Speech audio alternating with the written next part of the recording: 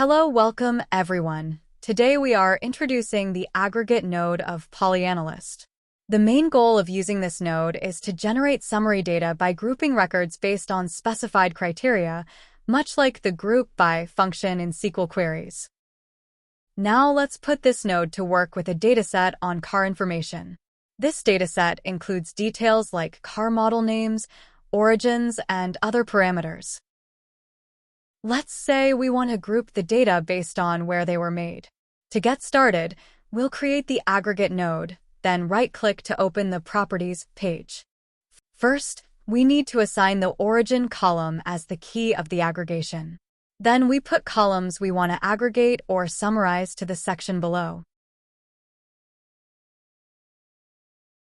Next, we'll head to the second tab to specify how we want to aggregate each column.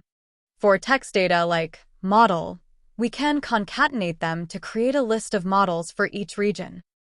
When using concatenation, this node allows us to choose a delimiter, such as commas, semicolons, or customize one with regular expressions.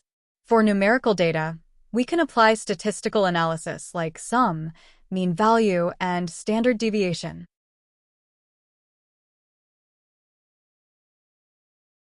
Okay, so let's take a look at the results of our aggregation.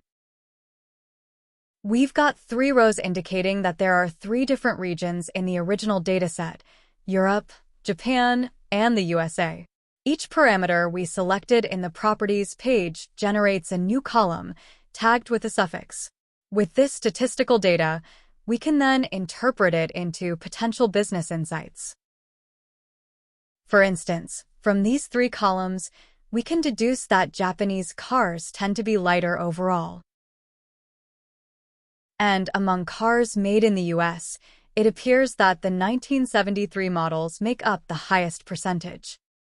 Plus, in this column, we've got the full list of car models produced in each region presented just the way we want.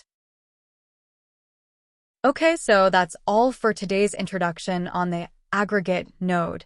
Thanks for your time and see you in the next video.